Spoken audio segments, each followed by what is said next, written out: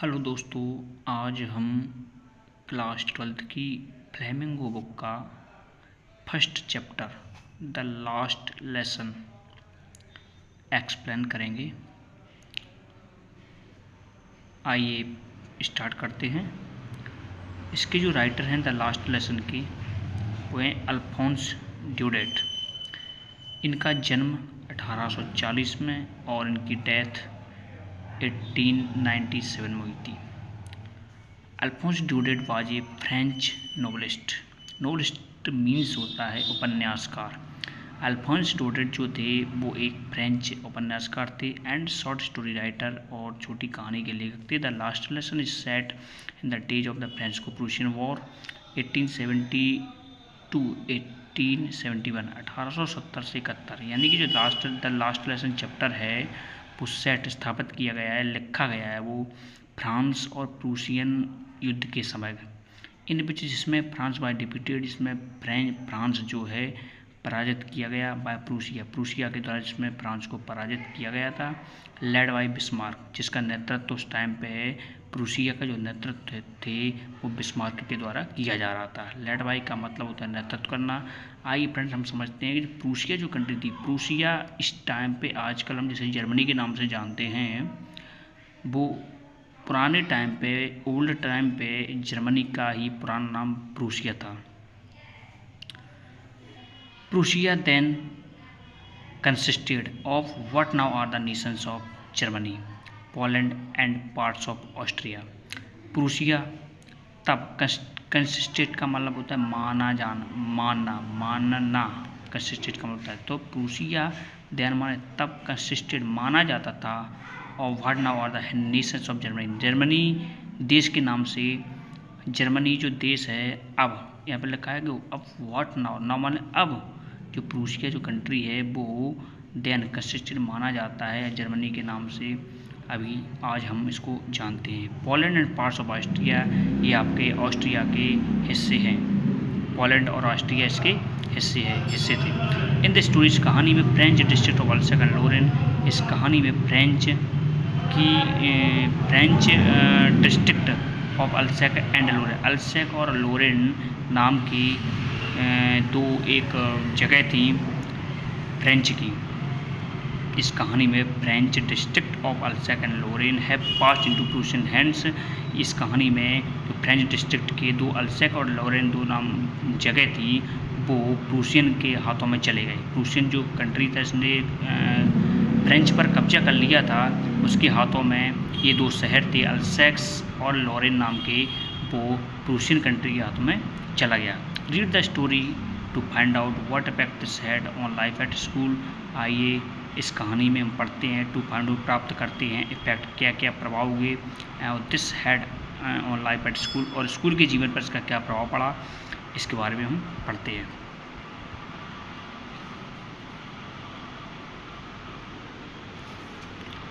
यहाँ पे सबसे पहले यहाँ पे एक बच्चे का नाम फ्रेंच है। फ्रेंच अब खुद इस कहानी को नरेट कर रहा है। इसमें फ्रेंच कहता है आई जो वर्ड है वो फ्रेंच जो बच्चा है उसके लिए रेफ़र किया गया है।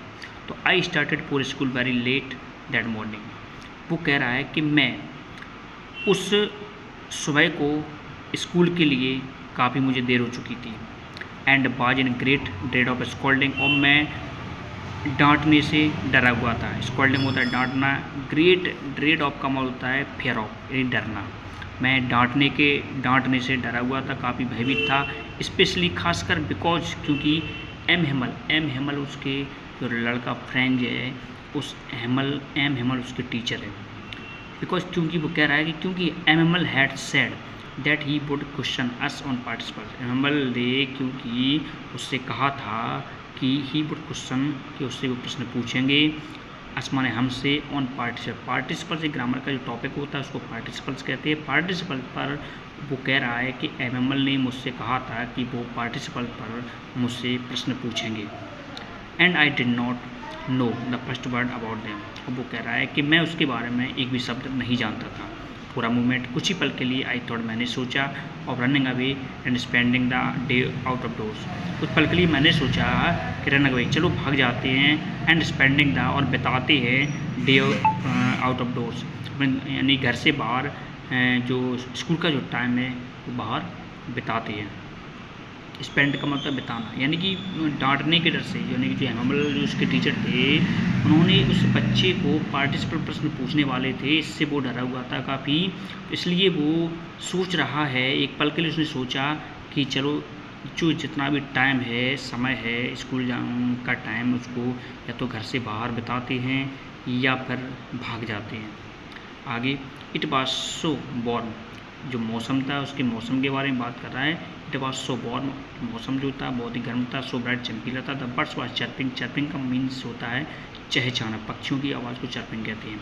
द बर्ड्स वाज चर्पिंग, पक्षी चहचहा रहे थे। एट द एज में होता है किनारा, ऑफ द वुड्स, जंगल के किनारे पक्षी चहचहा रहे थे। And in the open field back of the सॉमिल of the Prussian soldiers were drilling. आगे वो कह रहे और इन द ओपन फील्ड, और खुले खेत में, खुली जगह एक थी वहाँ पे, बैक ऑफ द सॉमिल, सॉमिल के पीछे, सॉमिल का मीन्स होता है आरा मिल जिसको कहते हैं, जहाँ पे लकड़ी का वर्क होता है, काम होता है, उसको सॉमिल कहते हैं। आरा मिल, आरा मशीन जिसको कहते हैं।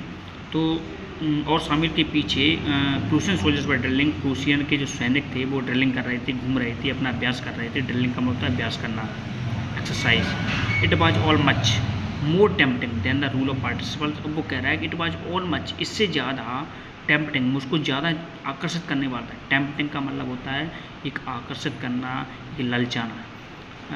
Then the rule of participle की अपेक्षा, पार्टिसिपल की अपेक्षा ये जो सब चीज़ हमको देखने को मिल रही थी वो और ज़्यादा हमको आकर्षित करने वाला था। But I had the strength to resist, लेकिन मैंने, वो कह रहा है लेकिन मैंने, स्ट्रेंथ टू रेसिस्ट, रेसिस्ट का मतलब संयम बरतना, संयम स्ट्रेंथ, यानी वो कह रहा है कि मेरे अंदर एक संयम बंधने की शक्ति थी, संयम करने की शक्ति थी, ढाढ़स बंधा हुआ मैंने अपने आप को बांधा।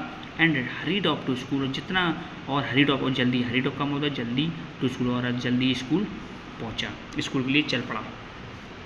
आई पास द टाउन हॉल, दरवाजे crowd in front of the bulletin board. आगे कह रहा है जब मैं टाउन हॉल, एक टाउन हॉल के पास से गुजरा, दरवाजे crowd in front of the bulletin board. अब वो कह रहा है कि वहाँ बुलेटिन बोर्ड के सामने, बुलेटिन बोर्ड कहते हैं जिस सूचना पटल, बुलेटिन बोर्ड का मतलब सूचना पटल, जहाँ पर सूचनाओं का आदान प्रदान किया जाता है, वहाँ पर लिख दिया जाता है, जिसके माध्यम से लोग कुछ सूचनाएं हैं, सार्वजनिक सूचना है वो प्राप्त कर सके, उसको बुलेटिन बोर्ड कहते हैं। तो यहाँ पर बताया गया है कि when I pass the town hall, कि जब मैं उस टाउन हॉल से गुजरा, दरवाजे क्राउड, वहाँ पर बहुत भीड़ थी, front of the bulletin board के सामने, फ्रंट ऑफ का मतलब होता है सामने।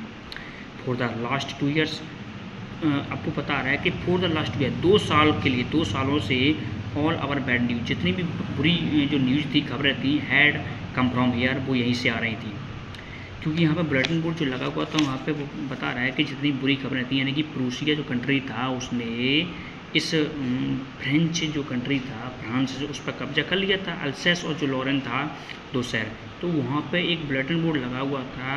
वहाँ पे जितनी बुरी खबरें आती थी, लगभग 2 साल से जो कब्जा किया था उसने, प्रूसिया ने, उस जितनी बुरी खबरें आती थी कमांडिंग ऑफिसर के द्वारा, वो सारी खबरें यहीं से मिलती थी सभी लोगों को। तो यही बता रहा है वो। द लॉस्ट बैटल्स, आगे बता रहा है कि द लॉस्ट बैटल, जैसे कि जो बुरी खबरें कौन कौन सी थी, एक तो थी द लॉस्ट बैटल्स, हारे हुए युद्ध, बैटल्स मानता है युद्ध, लॉस्ट माने हारे हुए, लॉस्ट हारे हुए युद्ध। द ड्राफ्ट,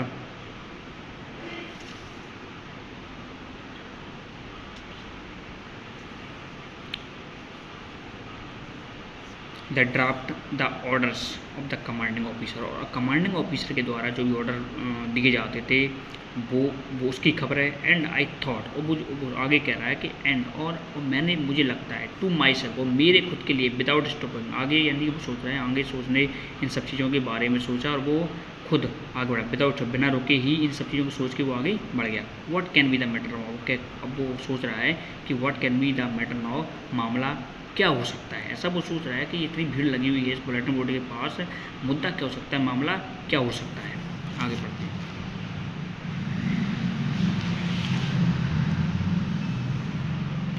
देन तभी क्या होता है, as I hurried by as fast as I could go. अब वो कह रहा है कि as I hurried by as, जितना जल्दी हो सकता था मैं उतनी जल्दी, आई कुड गो मैं गया, मैं जितनी जल्दी जा सकता था, as I could go, as में होता है जितना, जितने, एज आई कुड गो जितना मैं जल्दी जा सकता था उतना जल्दी मैं तेज गया। द ब्लैक स्मिथ का मतलब लोहार जिसको कहते हैं, वॉचर मतलब देखने वाला, एक blacksmith watcher who was there, वहाँ पे था, वहाँ पे खड़ा हुआ था बुलेटिन बोर्ड के पास, विद हिज अप्रेंटिस, अपने अप्रेंटिस का मतलब शिक्षार्थी, जो शिक्षा का ग्रहण करने वाले होते हैं, जो किसी भी प्रकार की ट्रेनिंग दी जाती है उनको अप्रेंटिस कहते हैं। विद हिज अप्रेंटिस, अपने शिक्षार्थियों के साथ खड़ा हुआ था, रीडिंग द बुलेटिन, वो भी बुलेटिन बोर्ड पर जो खबर लिखी थी उसको पढ़ रहा था। कॉल्ड आफ्टर मी, उसने मुझे पीछे से बुलाया। डोंट गो सो फास्ट, उसने कहा मुझसे कि डोंट गो सो फास्ट, इतना तेज मत दौड़ो। बब यहाँ पे छोटे बच्चे को कहते हैं, यहाँ पे फ्रेंच जो फ्रेंच वर्ड है, फ्रेंच मीनिंग्स में छोटे बच्चे को बब कहते हैं। यू विल गेट, वो कह रहा है कि डोंट गो सो फास्ट, इतना तेज मत दौड़ो bub. You will get to your school plenty of time, अभी तो काफ़ी वक्त है स्कूल जाने के लिए। I thought he was making fun of me, मुझे लगा कि ही वॉज मेकिंग फन, मुझसे शायद मजाक कर रहा है। And reached M Hamel's little garden all out of breath, अब और वो रीच्ड एंड आगे, यानी इस सोच के अब उसने सोचा कि I thought he was making fun, शायद वो मुझसे मजाक कर रहा है। एंड रीच्ड, और वो पहुंचा M Hamel's little garden, M हेमल्स उसके टीचर थे, उसके छोटे से गार्डन में पहुंचा। ऑल आउट ऑफ ब्रीथ के मीन्स का मतलब होता है गहरी सांस लेते हुए, हाँफते हुए उसके छोटे से गार्डन में पहुंचा। यूजली, सामान्यतः, वैन स्कूल बिगेन, अब यहाँ पे कंडीशन बता रहा है कि जैसे कि, यानी जैसे ही वो स्कूल के पास पहुंचा, तो जैसे नॉर्मली जो स्कूल में जो भी घटना घटित होती हैं उसके आसपास जो लोग सुनाई देती हैं उसके बारे में बता रहा है। यूजली, सामान्यतः, वैन स्कूल बिगेन, जब स्कूल शुरू होता है, देयर वाज ए ग्रेट बस्टल, वहाँ बहुत शोरगुल होता है। बस्टल का मतलब है शोर शराबा, बहुत ही तेज शोर शराबा होता है। Which could be heard out in the street, जिसे गलियों में आसानी से सुना जा सकता है। हेयर्ड मतलब सुनना। द ओपनिंग एंड, अब यहाँ पर बता रहा है the opening and closing the of desk, यानी कि स्कूल के बाहर किन किन चीज़ों की स्कूल में जो आवाज़ें होती हैं वो सुनाई देती हैं उसके बारे में बता रहा है कि दावत, जैसे कि the opening and closing desk, यानी कि डेस्क के बंद होने और खुलने की आवाज़। Lessons repeated in unison, lesson को, पाठ को रिपीट करने की, दोहराने की आवाज़ को। यूनिसन का मतलब होता है एक समूह में दोहराने की आवाज़। वेरी लाउड, बहुत तेज़ी से। With our hands over our ears to understand better, और इससे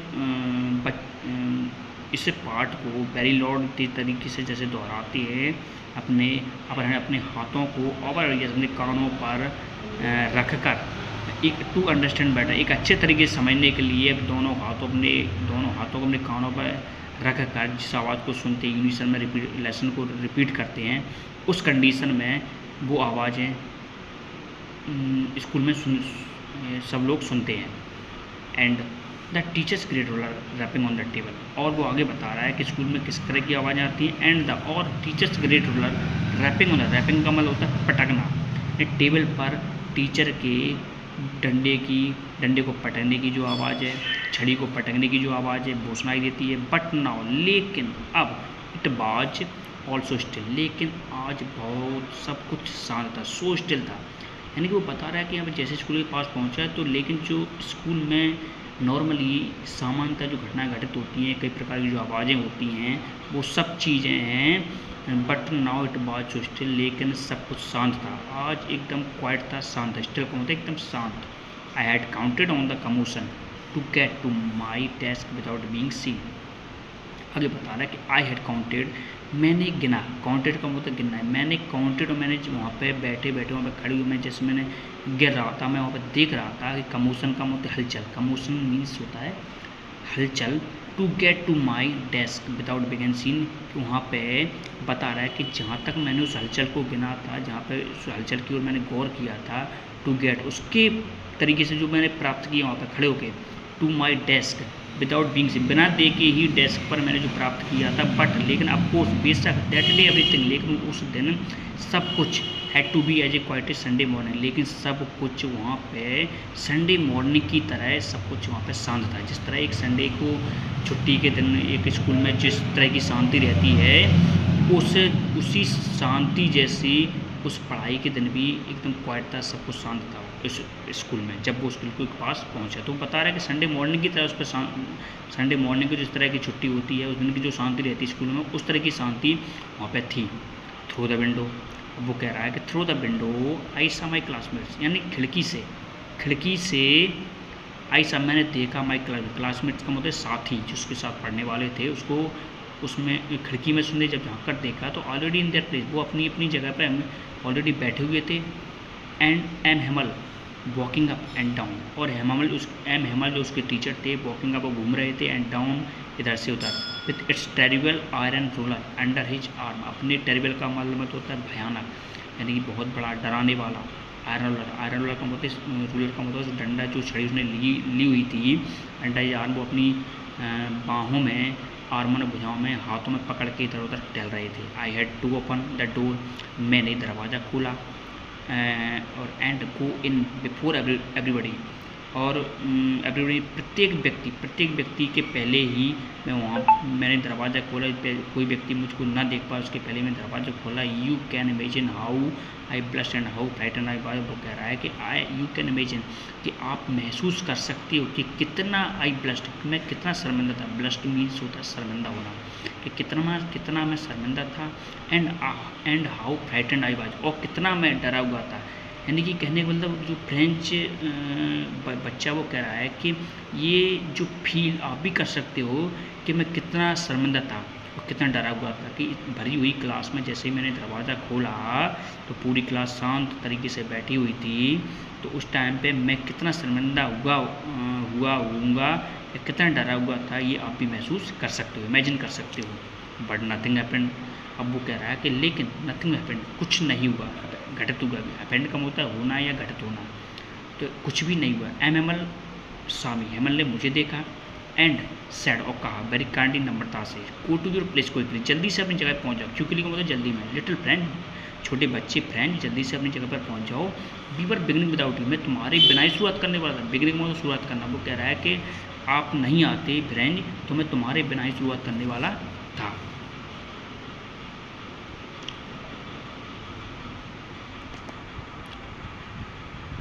थैंक्स फॉर वॉचिंग, अगला पार्ट अगले वीडियो में। थैंक्स।